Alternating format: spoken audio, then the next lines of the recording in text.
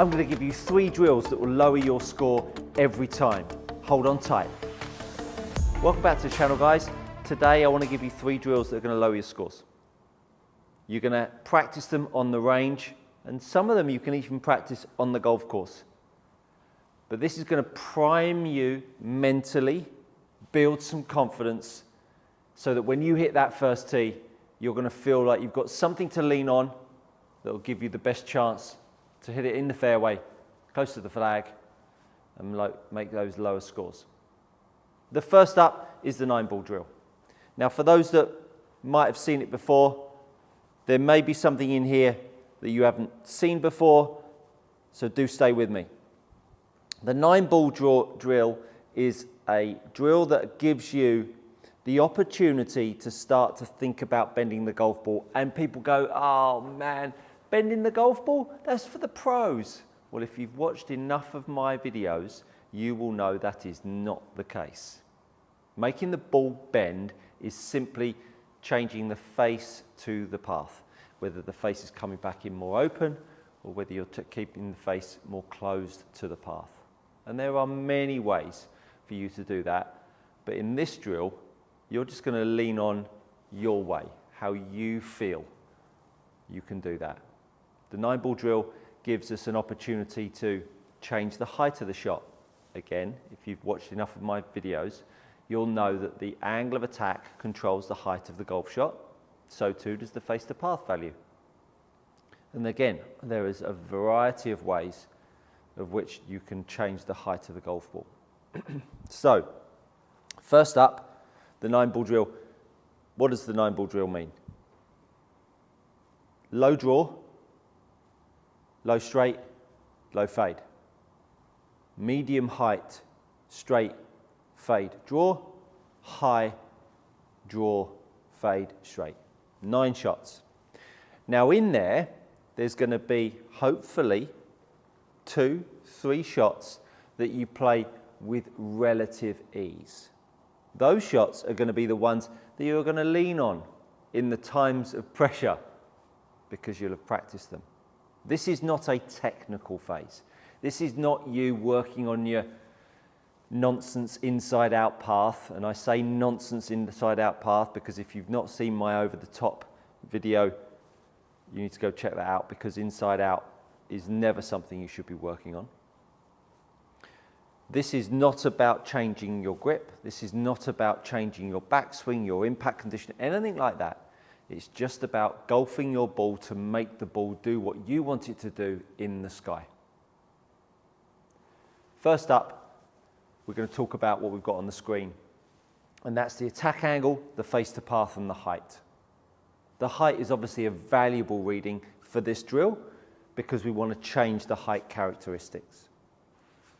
The face to path value is a vital ingredient because it's telling us whether we've bent the ball to the right or bent the ball to the left.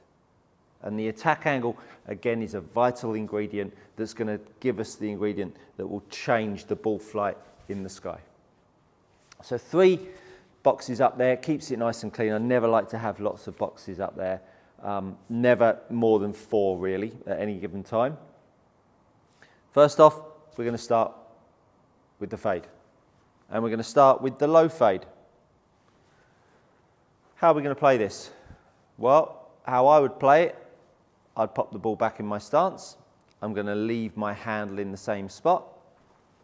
So ball will be back in my stance, handle will be in its normal position. Because of that, it will increase the angle of attack, it will open the club face up, and it will make it bend to the right. Now to start with, when you do this drill, it's not really about hitting your target. It's about changing the elevation, and it's about making the ball bend to the right. As you get better at it, then you want to make sure that you hit your target, then you want to start to close in the amount of fade, and be a bit more critical on the height. Let's hit one. Low fade. So ball goes back in my stance. I'm going to aim a bit more up to the left because I want to show you that we can get it going at the target. So quite a steep angle of attack. 5.4 down. Face to path value, I've got a 7-iron by the way. Face to path value is 1.6, so it's definitely had fade, and the height is at 77 feet. Then I'm going to hit the low draw. Ball still in the back of my stance. Now all of a sudden, aiming right, closed face. Again, whether you close it in your backswing, whether you close it at address, whether you make your grip stronger, whatever you want to do, you can go ahead and do it. So I'm going to drop it back in my stance. I'm going to toe the face in slightly, and I might grip it just a hair stronger. And then as I go back, I might just try to feel it hoods a little bit. So that golf ball is definitely going to have a bit of shape on it. Maybe slightly overdid it, but you can see I still hit down a decent amount, slightly more on that one at 7.4. Face to path value was closed, so I saw the bend and the flight. Because it's a draw over a fade, it came down another 30 feet. And then what I'm going to do, I'm now going to play the straight one. Now, for those of you out there that are trying to play straight shots, best of luck with that, because that isn't going to work for you. So I'm going to try to hit this as straight as I possibly can. Ball's now back in my stance. Because I've got more of an attack angle down, again, I'm still thinking that I need to have a slightly stronger face than I would do normally. So now I'm going to try to hit this as straight down that line as possible. Let's see how that came out. So again, still had a little bit of bend on it, but I definitely hit down on it at 6.6. Face to path was still a little bit shut. Again, because I had less of a shut face to path, the height came up. But all of those three shots, the highest one, because it was a fade, was 77 feet. The lowest one was at some 40 something, but they've all come out pretty low. Then what we're going to do is I'm going to go to the medium height. So now this is all of a sudden a standard ball flight, a standard ball position. We'll go back to the fade. We know that that was at 77 feet, so a standard fade shot. Going to aim down the right. Ball position is now in my normal position. I'm going to still keep my grip the same. I'm going to perhaps have my face slightly open to my body lines, aiming down the left, and then just look to see that ball peel back to the right. So there's the fade. I've hit down at more reasonable attack angle at 3.8. My face to path was open a couple of degrees, and you can see just by that extra few reduction in angle of attack, you can see it's gone from a 77 peak height to now 93 feet peak height. Then I'm going to go to my draw, very similar, keep the ball in the same spot, slightly stronger with my face, slightly stronger with my grip, slightly hooded on the way back. Slightly less draw on that one this time. At 83 feet, so again, lower because it was more draw, still hit down 4, 6.5, face to path shut. There's the draw. Now I'm going to go back to the dead straight one. Again, very difficult shot to play. Going to play dead straight, so ball in normal stance position. Let's see if I can get one that's super straight for you. That wasn't too bad. I think it might still have a touch of draw on it. But pretty straight, 3 degrees down, face close to path at 1.3. Now all of a sudden you've seen that ball flight ramp up again at 102 feet. So you can see I'm still working through the bend, right to left to right, straightness, but I'm changing the elevation, and all that's happening is I'm just moving my golf ball around. Now I'm going to go with the high one. So I'm going to pop the ball. This is the hardest shot. And the high one is the hardest one because your angle of attack is so light. Angle of attack is so light, so the club's coming in very horizontal to the ground, parallel to the ground. And so therefore, if you do this on the golf course, you need a really good lie, because obviously grass before the ball all of a sudden will give you a chance to hit a flyer. So down the left now, ball's even further up. Now it's up around my left heel for a 7-iron. And we'll see what we can do here for a fade. So my attack angle will be really super light. Now we're up at 110 feet, and now you can see the peak of the ball goes out the top of the screen on the TrackMan. Face to path is 5 degrees open, and there's the fade. Now the hardest shot of all of these 9 balls is the draw. The ball is further forwards, The face is a bit closed. It's an awkward shot. So ball forwards, slightly stronger with my hold, slightly hooded on the way back. That's got a touch too much shape on it, but it has had a nice high draw. Again, you can see my angle of attack is down at -1.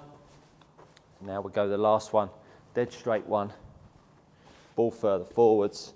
When it's that far forwards, hitting it dead straight is always going to be difficult because you're always going to have a chance that you're going to be meeting the ball on the way back inside. And so therefore, if you're thinking of straight, it's easy to pull this shot, and equally it's easy to sort of fade it. So very hard to keep this one super straight, but we'll try as best we might for you.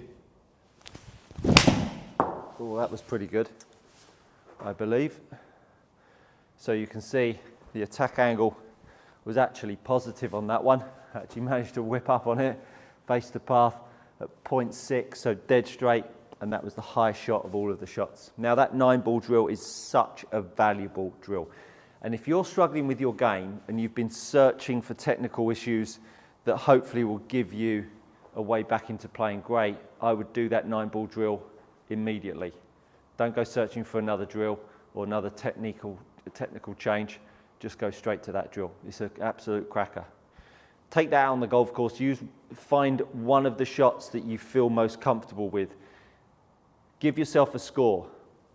Score it 1 point for the shape, 1 point for the height, and 1 point for hitting the target. And hitting the target doesn't have to be coming down on the flag. You can set yourself a corridor. And as you get better, you narrow the corridor up. You want to see less shape. You want to be more definitive about the height.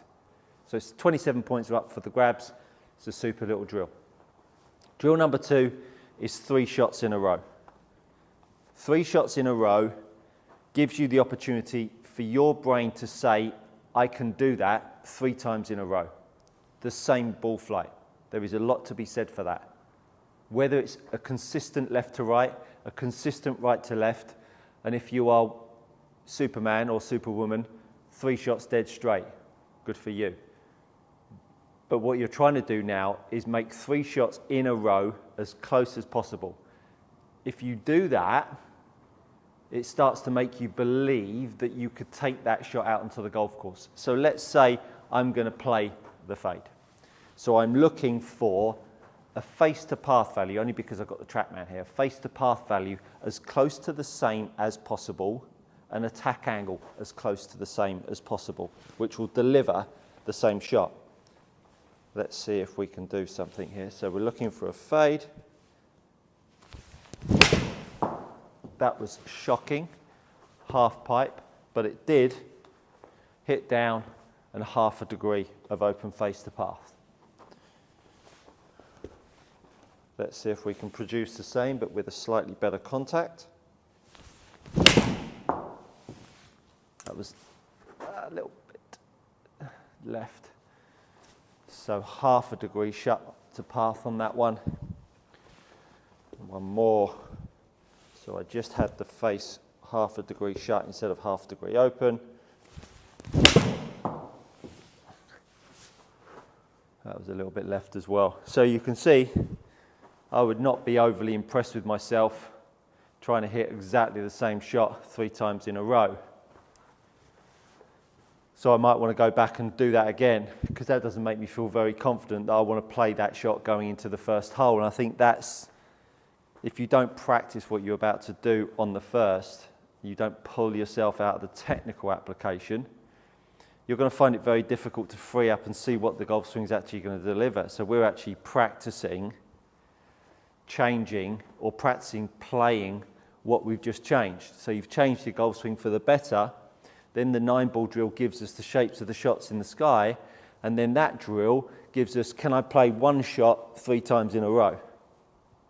So the 3 balls in a row drill is a cracker for going, I've chosen one of my 9-ball drills, or one of my 9-ball shots, and I'm going to stick with that and play with that on the day. It starts to build the confidence. And the third drill, and this is homework for you. spend 25 shots down the range thinking the same thing. Whatever it is, whether it's dinner with the wife last night, whether it's a summer holiday, whether it's takeaway, whether it's grip, whether it's posture, 25 shots doing and thinking exactly the same thing and not reacting to a golf shot in the sky.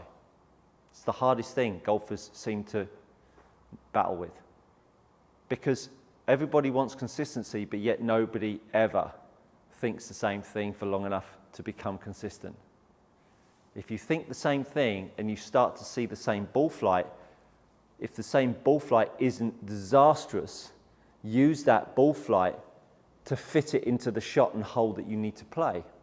Because if you can do that, that's the name of the game, repetitious motion to make the ball land in the same spot.